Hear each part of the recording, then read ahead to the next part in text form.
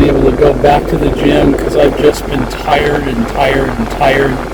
I'm sleeping anywhere from 11 to 15 hours a day, a couple naps, trying to sleep at night. It's really interesting that while I'm tired, my night sleep is extremely interrupted. In other words, I'm tossing and turning all night, and it's not because I'm anxious, or it's not because I'm thinking about the chemo process or the cancer process. It's just I'm just not sleeping well, I think, because of all the chemicals. Anyways, on day 8, I went and had a follow-up with my oncologist and the nurse there. Answered a ton of questions, and we talked about I have an elevated heart rate. Like my resting heart rate normally is around 70 to 80, and since I've been on chemotherapy, it's over 100, 105 to about 120, and they said that's way in the normal range. In other words, once it gets to 150, that's a concern, but and so basically what we're doing is we're going to cut out 2 things. I usually drink the Ulta electrolyte like 3 or 4 times a week, and I usually put caffeinate, which is caffeine substitute, in there. So we're going to cut that out for a week and see how that works with my heart rate.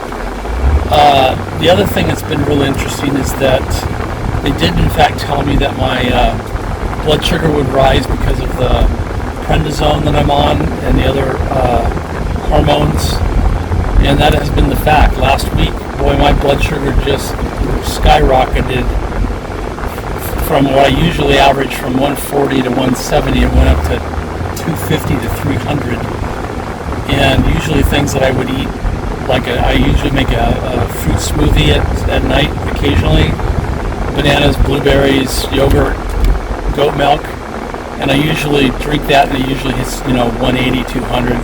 I mean, I had one last week and I hit 300 within a very short time frame, and so I'm going to kind of quit that for a while and do it occasionally. So I'm working on the blood sugar. I've gotten it down by basically reducing my caloric intake from 800 to 1500 calories a day, and I'm doing that through eating 3 meals that are very small in calories. So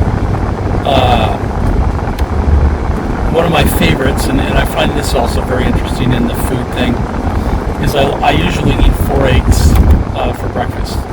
Breakfast, lunch, I usually try not to eat till 12, 12:31, 2 o'clock. And what I've done is I've reduced 4 eggs to 2 eggs, and I've been avoiding any type of carbohydrates.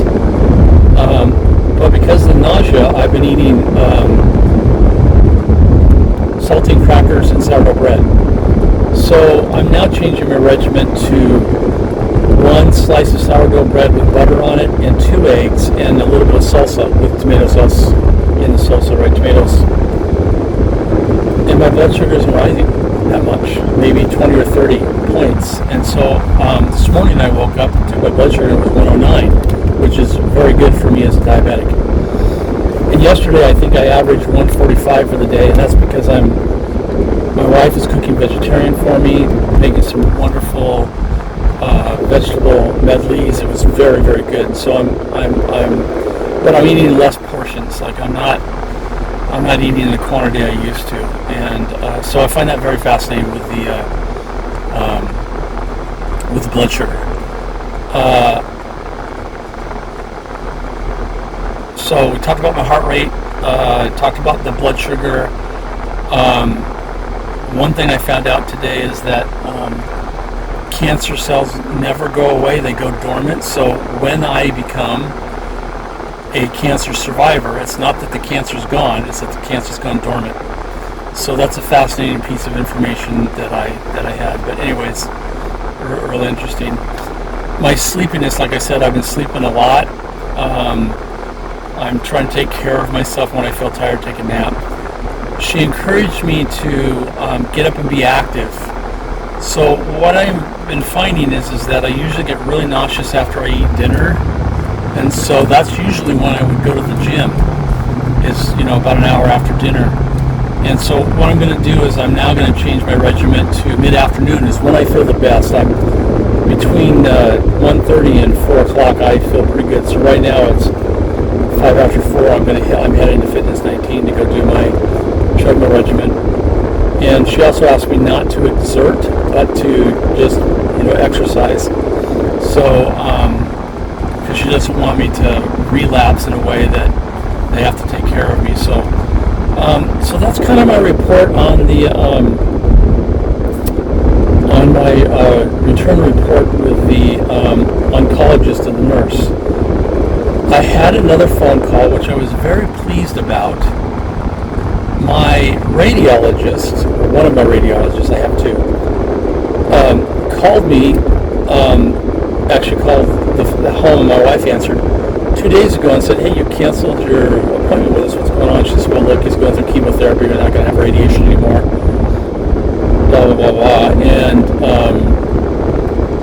he goes, "Well, I want to have a consultation." So this morning, my wife and I had a consultation with our radiologist. He says, "Look, I think radiation may still be in your future." And we go, "Okay, say more." And he says, "Well, look, basically the concept here is that let's say that the chemotherapy takes care of or reduces, and you have a good marking on your chemotherapy." He says, "But the source of it was your prostate. And so our recommendation is that we radiate the prostate so that the source of the cancer has been removed." So that made a lot of sense to me. He also said that there's a new drug, and I can't remember the name, but I'll put it in the comments below, that was developed in Europe, and they're getting it in the United States, but probably won't be available for 3 or 4 or 5 months. But basically what it does is it's like a radioactive medication that's inserted through injection that isolates prostate cancer cells and eliminates them or kills them. So he said that may be something that may also be in our future. And so, interesting. I'm glad that the doctor was proactive in providing other options. The other thing that should be interesting is that we were going to have brachytherapy, and then when the chemotherapy came forward, the brachytherapy was put on hold. But I had put in a shield between my prostate and my colon so that the radiation to the prostate wouldn't affect the colon. Now it dissolves, so it dissolves within 4, 5, 6, 8 weeks. And so it will probably be gone if we try to do a second radiation.